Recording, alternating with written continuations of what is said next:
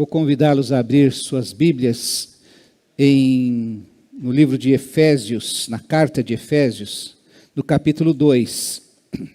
Nós temos pensado sobre o sangue de Cristo, que no primeiro encontro que falamos sobre o sangue de Cristo, nós nos lembramos que o sangue de Cristo é fonte de perdão. Depois nós nos lembramos que o sangue de Cristo é fonte de poder para uma nova vida. Depois que o sangue de Cristo é fonte de libertação da nossa consciência. E hoje nós gostaríamos de pensar que o sangue de Cristo, ele é fonte para a unidade. E Paulo, quando escreve a carta à igreja de Éfeso, diz assim a partir do versículo 1 do capítulo 2. Vocês estavam mortos em suas transgressões e pecados, nos quais costumavam viver quando seguiam a presente ordem deste mundo e o príncipe do poder do ar, o espírito que agora está atuando nos que vivem na desobediência.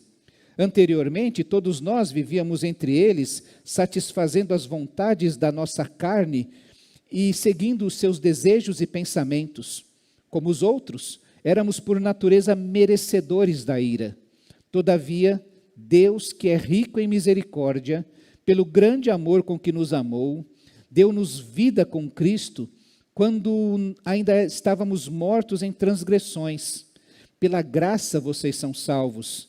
Deus nos ressuscitou com Cristo, e com Ele nos fez assentar nos lugares celestiais em Cristo Jesus, para mostrar nas eras que hão de vir a incomparável riqueza da sua graça, demonstrada em sua bondade para conosco em Cristo Jesus. Pois vocês são salvos pela graça por meio da fé. Isto não vem de vocês, é dom de Deus, não por obras, para que ninguém se glorie, porque somos criação de Deus, realizada em Cristo Jesus, para fazermos boas obras, as quais Deus preparou antes para nós as praticarmos. Portanto, lembrem-se de que anteriormente vocês eram gentios por nascimento e chamados incircuncisão pelos que chamam circuncisão, feita no corpo por mãos humanas, e que naquela época vocês estavam sem Cristo, separados da comunidade de Israel, sendo estrangeiros quanto às alianças da promessa, sem esperança e sem Deus no mundo. Mas agora, em Cristo Jesus, vocês que antes estavam longe, foram aproximados mediante o sangue de Cristo. Pois Ele é a nossa paz, o qual de ambos fez um e destruiu a barreira, o muro de inimizade, anulando em seu corpo a lei dos mandamentos expressa em ordenanças. O objetivo dele era criar em si mesmo, dos dois, um novo homem, fazendo a paz e reconciliar com Deus os dois em um só corpo, por meio da cruz, pela qual ele destruiu a inimizade. Ele veio e anunciou a paz a vocês que estavam longe e paz aos que estavam perto, pois por meio dele, tanto nós como vocês, temos acesso ao Pai por um só Espírito. Portanto, vocês já não são estrangeiros nem forasteiros, mas concidadãos dos santos e membros da família de Deus, edificados sobre o fundamento dos apóstolos e dos profetas, tendo Jesus Cristo como pedra angular, no qual todo edifício é ajustado e cresce para tornar-se um santuário santo no Senhor. Nele vocês também estão sendo edificados juntos para se tornarem morada de Deus por seu Espírito. Amém? Agora vocês que estavam longe foram aproximados pelo sangue de Cristo. Esse é o versículo central deste trecho, deste capítulo que nós precisamos ter em mente, porque ele nos remete àquilo que nós vimos a semana passada, a adoração no tabernáculo. O tabernáculo tinha aquele tipo de adoração, o sacerdote entrava até um determinado lugar, no lugar santo, para depois o sumo sacerdote, uma vez por ano, entrar no lugar santo dos santos, ou santíssimo, representando a presença de Deus. Nós já passamos aqui 1500 anos daquele tabernáculo, e estamos no tempo de Paulo, pós Jesus Cristo, já veio ao mundo, já foi morto, já ressuscitou. Paulo está escrevendo à igreja que havia nascido, e lembrando que não há mais um tabernáculo, mas há um templo, no qual a igreja e aquela comunidade começava a adorar. Os primeiros cristãos continuaram a adorar no templo. Você vai lembrar de Pedro e João indo ao templo para orar, encontrando aquele aleijado na Porta Formosa, porque num primeiro momento a igreja continuou vivendo alguns ritos, algumas coisas que estavam dentro do judaísmo. Depois a igreja se separou completamente e se tornou completamente diferente do povo de Israel e daquele tipo de adoração que era feita no tabernáculo e depois no templo. A igreja de Jesus se formou e se formou por causa do sangue de Cristo. Os que estavam longe foram aproximados pelo sangue de Cristo e foram aproximados exatamente para agora andarem juntos, foram aproximados para se unir. E Paulo diz que nós recebemos a nova vida por causa do evangelho do sangue de Cristo. O evangelho, a boa notícia deste sangue de Cristo que nos aproxima. É por isso que do verso 1 ao verso 4,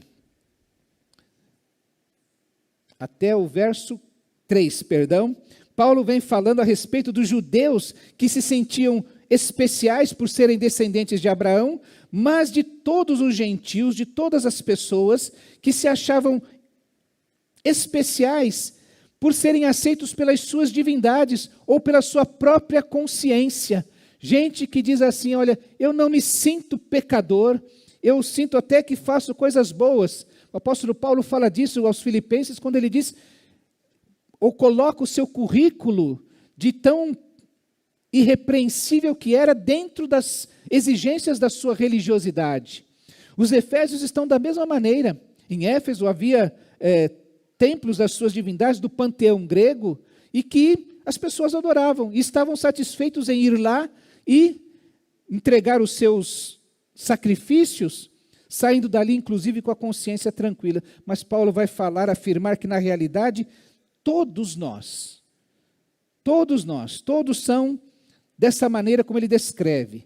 Todos são transgressores da lei de Deus, ainda que possam ter na sua consciência a ideia de que eu não roubo, não mato, não xingo, não falo mal de ninguém, pago minhas contas em dia, e por isso eu acho que sou merecedor da graça, do sorriso de Deus, das bênçãos de Deus sobre a minha vida. Paulo afirma que todos transgrediram a lei de Deus, todos são pecadores diante de Deus, que todos nós seguimos os padrões deste mundo, nos seus valores, na sua maneira de viver, na sua dinâmica na qual nós mantemos os nossos relacionamentos. Todos nós buscamos satisfazer os desejos da nossa natureza humana pecaminosa. Qual de nós não tem que refletir, aprofundar-se um pouco mais sobre o seu coração, sobre os seus próprios sentimentos? Conversava com um amigo essa semana, e ele falou que está fazendo um curso, fazendo algumas leituras com um professor, e ele falou, olha, eu fui ler alguns livros que falavam especialmente sobre o nosso ego, sobre o egoísmo, especialmente. Todos os textos falam um pouco sobre egoísmo. São textos filosóficos, são textos evangélicos, e ele falou assim, pastor, eu fiquei assim, eu fiquei triste lendo esses livros. Eu falei, mas por quê? Ele falou, porque eu percebi como eu sou egoísta. Aquilo me denunciou para mim mesmo. E a gente às vezes precisa ser confrontado para perceber que lá no fundo do nosso coração, nós não somos as pessoas tão boas quanto nós pensamos que somos. E Paulo fala disso. Todos nós buscamos satisfazer os desejos da nossa natureza humana, realizar nossas vontades e os nossos pensamentos. Priorizamos isso em relação à vontade de Deus. Todos nós, primeiro desejamos, e depois vamos perguntar, Senhor, isso é da sua vontade? Primeiro planejamos, como diz um outro amigo, por que eu fui ler a Bíblia? Eu já tinha feito todo planejado direito, aí eu fui ler a Bíblia e descobri que aquilo que eu estava desejando não era o melhor que eu precisava ter. Como esse colega falou exatamente isso. Por que eu fui ler esses livros? Por que eu fui me confrontar com esses textos? Eu me descobri, eu fui desvendado a mim mesmo. Paulo diz que todos nós somos assim. Talvez alguém esteja dizendo assim, não, eu não sou desse jeito não, pastor. Essa é a prova que você é assim. Você não consegue reconhecer o seu próprio pecado. Paulo fala que todos nós somos assim, mas que ele apresenta um Deus único, diferente de todos os outros.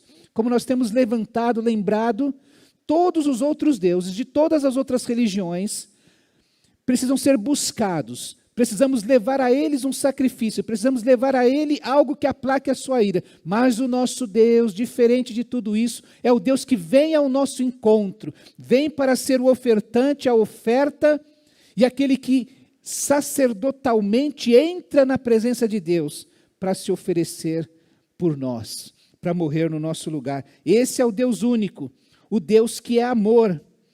Vamos lembrar que Deus, como diz o apóstolo Paulo aqui nesse capítulo, é o Deus que se manifesta como Jesus mostrou para Nicodemos. Deus amou o mundo de uma tal maneira, o amor de Deus é tão grande que ele se tornou em ato. Deus amou o mundo de uma tal maneira que deu o seu Filho Jesus, para que todo aquele que nele crê não pereça, mas tenha a vida eterna. O Evangelho mostra um Deus único que é amor, um Deus que regenera. Por isso que no versículo 5 diz, Ele nos deu vida com Cristo. Não conquistamos vida, a vida nos foi dada, nos foi outorgada, nos foi oferecida por Cristo Jesus. Ele é o Deus que age pela graça. A ressurreição de Jesus e o fato de morrermos com Cristo, sermos sepultados com Cristo e já ressuscitarmos com Cristo, temos agora o privilégio de estar nas regiões celestiais. É por isso que a morte não tem mais poder sobre nós, porque nós já saímos, ainda que estejamos aqui fisicamente, a nossa morada já é garantida na eternidade, na presença de Deus. Ele é o Deus que age em bondade para conosco e que nos salva pela graça. Um ato arbitrário de Deus. E esse ato arbitrário de Deus é dizer assim, eu decidi amá-lo, eu decidi perdoá-lo. Ele não merece, ele é pecador, ele ainda está morto em seus delitos e pecados, mas mesmo assim essa humanidade caída é alvo do amor de Deus. Antes mesmo que qualquer pessoa pudesse desejar a Deus, ele oferece graciosamente a salvação. A salvação não vem de vós, é dom de Deus. A palavra dom é presente. Deus oferece isso, por isso que todos nós clamamos para que você aceite a Cristo Jesus. Você não vai conquistá-lo, você não vai comprá-lo, você não vai dominá-lo, você vai recebê-lo, porque o que ele tinha que fazer já foi feito graciosamente. O apelo do sangue de Cristo, então, é pela unidade para a igreja. Porque todos aqueles que um dia tiveram este encontro com Jesus, que passaram da morte para a vida, que estando mortos em transgressões e pecados, foram alvos da graça de Deus, este grande amor de Deus, dessa bondade de Deus, e receberam este dom, este presente de Deus, passaram a ser a igreja de Cristo Jesus. E Paulo está escrevendo para aquela igreja para dizer, irmãos, nós somos igreja de Jesus por causa do sangue de Cristo, por causa do seu sacrifício. Você vai se lembrar que a semana passada, o escritor aos Hebreus disse, o tabernáculo era um símbolo da salvação. E agora o templo que vocês continuam, que aqueles crentes ali continuavam indo, conheciam, continuava sendo um símbolo do que Deus havia feito. E dentro do templo havia os judeus que tinham na circuncisão a marca física da aliança de Deus com Abraão. Nós somos descendentes de Abraão e aqui está uma marca física de que nós somos descendentes dele. E eles podiam se aproximar mais próximo da onde havia o culto, havia os sacrifícios, e havia para depois um lugar onde ficavam as mulheres e crianças, e havia ainda um outro muro, que os gentios, os que não eram judeus, ficavam para trás desse muro. E Paulo está fazendo uma alusão a isso. Os gentios separados, os judeus separados dos gentios, os que são circuncisão e os que são incircuncisão, separados, ficavam no pátio externo daquele templo. Mas o sangue de Cristo, o sacrifício que Cristo fez, acaba com esta divisão histórica que existia. Pelo sangue de Cristo, nós somos chamados a ser um, simbolizando exatamente a dinâmica da adoração do templo. Agora todos nós, por causa do sangue de Cristo, podemos ir diretamente ao Pai, quer seja judeu, quer seja gentil. Qualquer pessoa que uma vez lavado pelo sangue, e agora não é mais a circuncisão, que é a marca daquele que tem aliança com Deus, mas a marca do sangue de Cristo, como nós vimos desde o início, lá na Páscoa, aquele sangue que foi passado nas vergas da porta. Agora nós somos marcados por este sangue, para ter liberdade de entrar na presença de Deus. Pelo sangue de Cristo, nós somos chamados a viver em adoração e a viver em paz.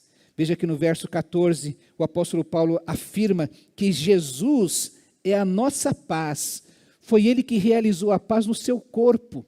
Porque antes todos nós estávamos mortos em transgressões e pecados, vivíamos em desobediência a Deus. Isso me faz lembrar da palavra de Jesus aos seus discípulos, naquela ceia final, quando ele diz, olha, deixo-vos a minha paz vos dou, não a dou como o mundo a dá, não se perturbe o coração de vocês, nem tenham medo. Jesus fala sobre paz no momento de maior angústia e sofrimento que ele passaria e que seus discípulos também passariam. Eles fugiram porque tinham medo e foram tomados de pavor diante do Cristo, de Jesus, sendo preso e indo para a cruz. Eles foram sofrer. Jesus começou a avisar, eu estou falando estas coisas para que em mim vocês tenham paz. Vocês vão ter aflições no mundo. Ele não estava falando das nossas aflições presentes, mas falava para aquelas pessoas das perseguições que eles sofreriam naquele momento que estavam próximo de Jesus ser preso. Jesus está falando dessa paz com Deus. A paz, e o apóstolo Paulo, por exemplo, retrata, e a Bíblia retrata muitas vezes, que nós, antes de encontrarmos a Cristo, estamos caminhando como inimigos de Cristo Jesus. Inimigos de Deus. Porque vivemos da nossa maneira e não de acordo com a vontade de Deus. Nós éramos inimigos de Deus, ele afirma em Romanos, e fomos reconciliados por meio da morte do seu Filho. Em Colossenses ele também afirma que antes nós estávamos separados de Deus e éramos inimigos dele por causa da nossa disposição interior, do nosso coração que não se rendia a Deus. A Bíblia fala de um coração que tem dura cerviz, que é um coração de pedra, insensível para as coisas de Deus. Jesus está dizendo assim, eu deixo a paz, aquilo que Paulo fala, ele é a nossa paz, porque na sua morte, agora qualquer um pode entrar diretamente na presença de Deus. Ele fala para os seus discípulos, eu deixo-vos a minha paz, porque ele está falando dessa paz que toma o nosso coração nos momentos de tribulações, a paz que alcançaria o coração dos seus discípulos diante das perseguições que iriam passar.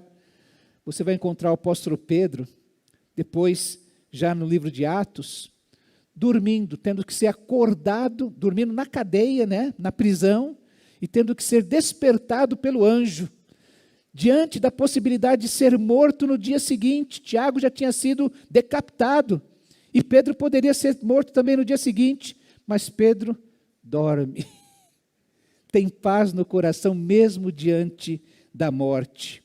Essa paz que envolve o nosso coração, que o apóstolo Paulo, que também tem a mesma experiência, ele e Silas, presos na cadeia, e à meia-noite cantando louvores a Deus, orando e cantando louvores a Deus. Que paz é essa que invade o coração destes homens? E Paulo, quando escreve aos Filipenses, diz assim, olha, não andeis ansiosos por coisa alguma, antes, toda a necessidade de vocês seja levada diante de Deus pela oração e súplica e com ações de graças. E a paz de Deus, que excede todo entendimento, vai guardar o coração e a mente de vocês em Cristo Jesus. Jesus, na cruz do Calvário, manifesta esta paz. Pai, nas tuas mãos entrego o meu espírito. Estou tranquilo, eu estou me entregando, ninguém está me matando. Eu estou doando a minha vida. E Pai, perdoa essas pessoas porque eles não sabem o que estão fazendo. O apóstolo Paulo, diante da morte iminente, uma das suas últimas palavras é assim, eu sei porque eu estou sofrendo, está preso, já próximo da sua morte. Por essa causa eu sofro, eu estou sofrendo, mas não me envergonho, porque eu sei em quem tenho crido. E estou bem certo que Ele é poderoso para guardar o que lhe confiei até aquele dia. Eu confiei a minha vida a Ele. Eu confiei a minha eternidade a Ele. E eu estou descansando nisso. Ele fala isso logo no primeiro capítulo da sua segunda carta a Timóteo. E no final, ele fala com toda clareza: eu já estou sendo derramado como oferta de libação ou como oferta de bebida. Está dizendo assim: o tempo da minha partida está próximo, porque as últimas gotas da minha vida estão sendo derramadas. Eu combati o bom combate, terminei a carreira, guardei a fé. Agora está reservada para mim a coroa da justiça que o Senhor, justo juiz, me dará naquele dia. E olha que coisa maravilhosa para mim e para você. E ele diz assim: não somente a mim, Paulo, apóstolo, talvez o maior cristão que nós conheçamos na história, mas também a todos os que amam a sua vinda.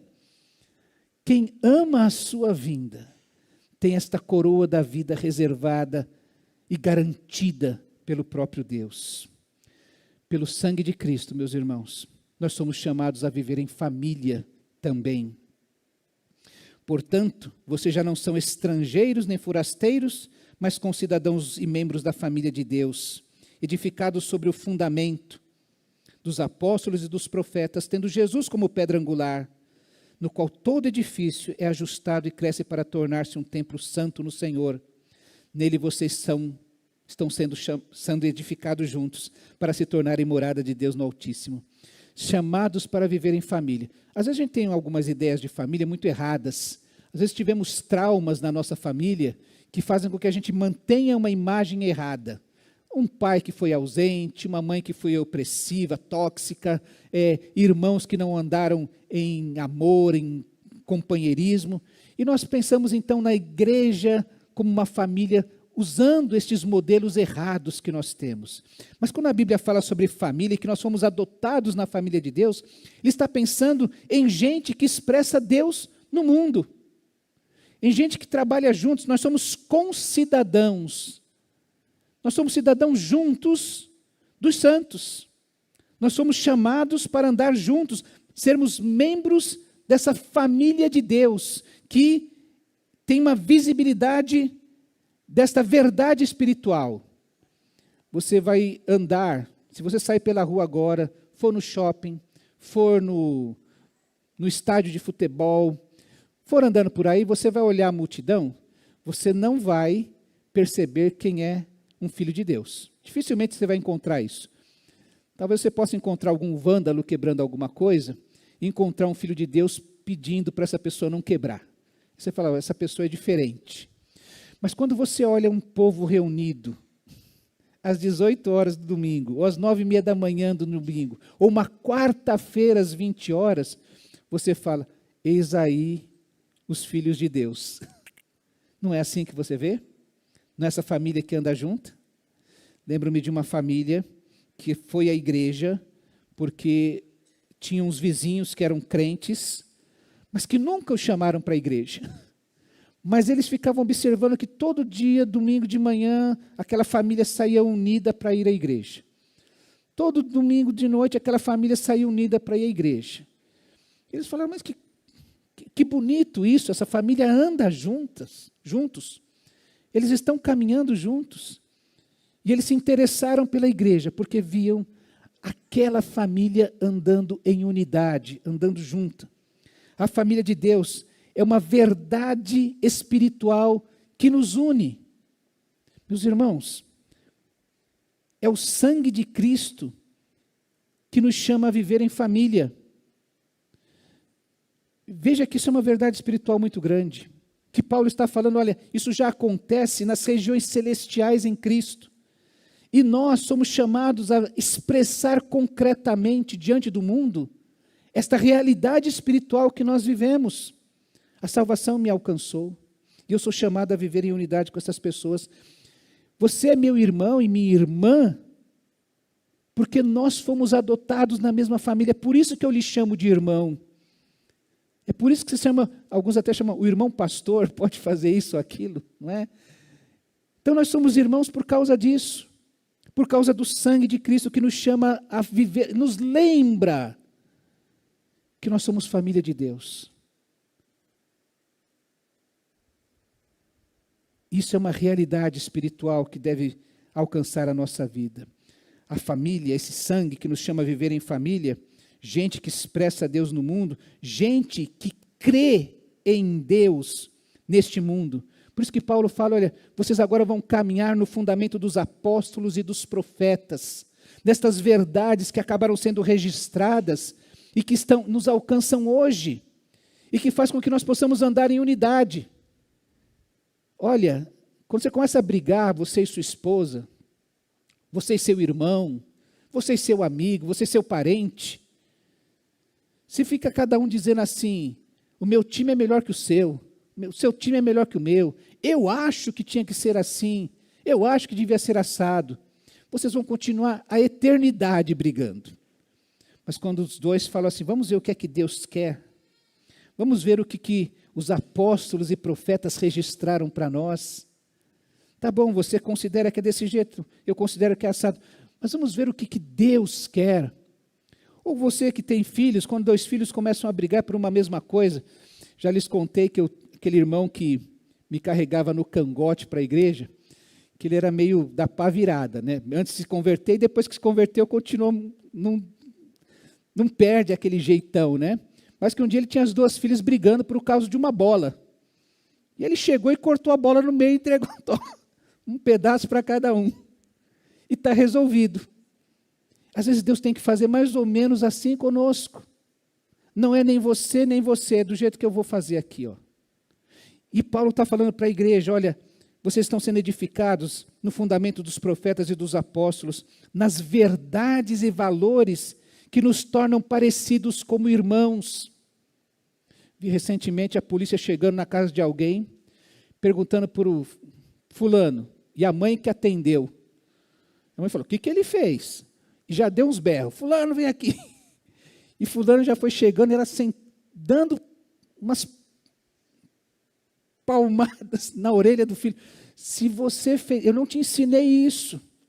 E revoltada com o filho. Graças a Deus aquela mãe não passou a mão na cabeça do filho. Mas olha, a nossa família tem alguns valores. Tá? Você já deve ter feito isso, já deve ter ouvido isso. Nessa casa é assim. Nós somos assim. Esses são os valores que dirigem a nossa vida. Você já deve ter dito para os seus pais, ou já deve ter ouvido dos seus filhos, mas está todo mundo fazendo. Você não é todo mundo. E nós somos chamados a ser essa gente que crê em Deus no mundo, tendo Jesus como a pedra angular, como a pedra que define, que sustenta, que organiza todo o edifício da igreja e da nossa vida. Gente que crê em Deus no mundo, porque o senhorio de Cristo na igreja e na vida particular de cada um se manifesta. Por isso que nós somos chamados pelo sangue de Cristo a sermos uma família. E gente que finalmente se submete a Deus no mundo. Por isso que Paulo está falando, vocês estão sendo edificados como um templo do Espírito. Um ambiente onde o Espírito age. Por isso que a igreja é o ambiente da graça de Deus, que alcança pessoas, que transforma pessoas, a graça que nos recebe do jeito que nós somos, pecadores, perdidos, mortos em nossos delitos e pecados, ela nos alcança, e é esta graça que, por exemplo, alcançou Paulo, um homem que só pensava em morte, e transformou ele naquele homem que faz o hino ao amor em 1 Coríntios 13, porque o próprio Paulo diz, esta graça operou em mim, me alcançou lá no fundo do poço e me transformou neste homem, o pior dos pecadores, mas alguém que Deus pode usar para manifestar ao mundo a sua graça. Gente que se submete a Deus no mundo, se torna o templo do Espírito, o ambiente da habitação, da atuação do Espírito. Gente que é edificada no Espírito em santidade. Pense em você como sendo simbolicamente, né? O Espírito está edificando um templo, um povo no meio do qual Deus vai agindo. Como nós dissemos no início, olha, Deus se manifesta através de você. Onde você está?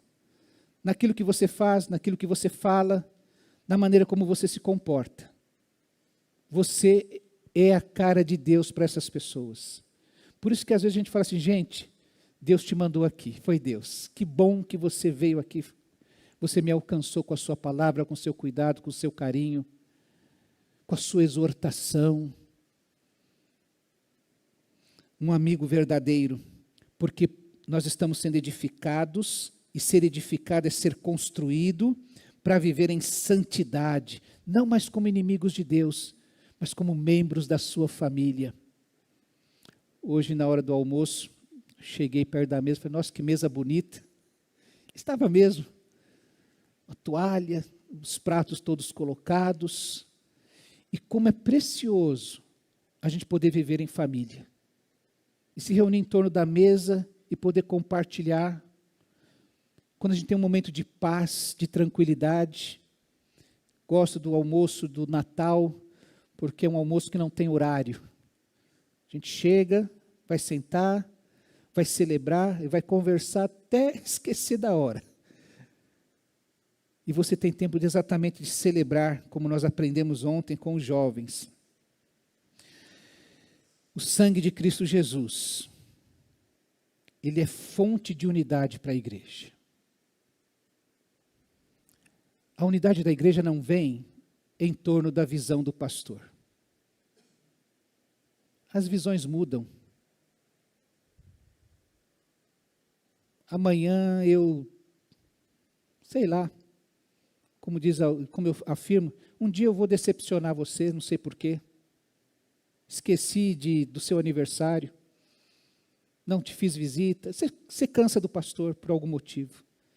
A unidade da igreja não vem em torno da visão do pastor, não vem em torno da visão da denominação, não vem em torno da história da igreja local, não vem em torno das amizades que nós, tão preciosas na vida de uma igreja local. A unidade da igreja vem em torno do sangue de Cristo. Quando nós conseguimos olhar para Jesus e entender o que Ele fez por mim e por você, e o que Ele está pedindo para cada um de nós ser nesta igreja que é o seu corpo, na igreja local. O sangue de Jesus é a fonte da unidade da igreja. Ele é fonte que faz com que nós possamos viver em paz uns com os outros.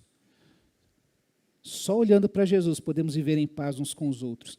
E Ele é fonte para vivermos em família, que tem o mesmo propósito, que tem os mesmos valores, que se submete ao mesmo Senhor. O sangue de Cristo é a fonte de perdão para os nossos pecados. O sangue de Cristo é fonte de poder para viver a vida abundante que Jesus nos propôs. O sangue de Cristo é fonte de libertação, para que a gente possa ter uma consciência livre e servir a Deus. E o sangue de Cristo é a fonte da unidade da igreja. Quando você quiser, e como eu disse, escrevi, beba, se valha do sangue de Cristo sem moderação, porque Ele é fonte de tudo isso que nós precisamos. E hoje, eu quero convidar você. Nós temos uma semana até celebrar a ceia do Senhor, o próximo domingo. Nós vamos lembrar que o nosso Senhor, que o sangue de Cristo, que o sacrifício de Cristo, nos tornou uma família, nos tornou irmãos uns dos outros, nos clama, nos chama para a unidade, para vivermos em paz e em família. E se há algo, como nós aprendemos a semana passada, que impede de servirmos a Cristo plenamente, de podermos viver plenamente os seus propósitos, é hora de clamar que o sangue de Cristo nos liberte de todo pensamento, de todo sentimento que impede de vivermos esta verdade, uma família, sem qualquer falsidade, vivendo a verdade, unidos, vivendo em amor, porque foi esse o desejo do nosso Senhor. Quero convidar você a fechar os seus olhos.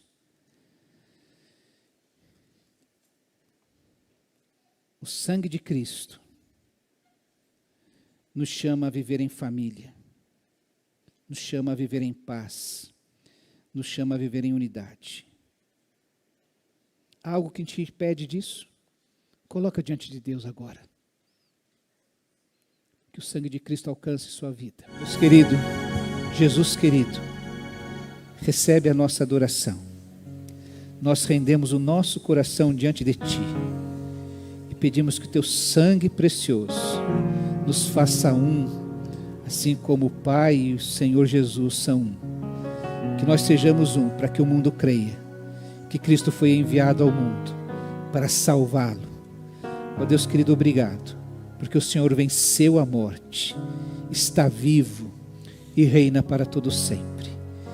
Que esta verdade, ó Deus, nos acompanhe para a nossa casa nesse momento e acompanhe, ó Deus, em todo o tempo desta semana, para que a gente seja vitorioso em tudo, ó Deus, neste mundo, sendo preservados, ó Deus, pela Tua intercessão, pelo Teu poder, pelo Teu sangue precioso. Nós oramos gratos no nome precioso do Senhor Jesus. Amém.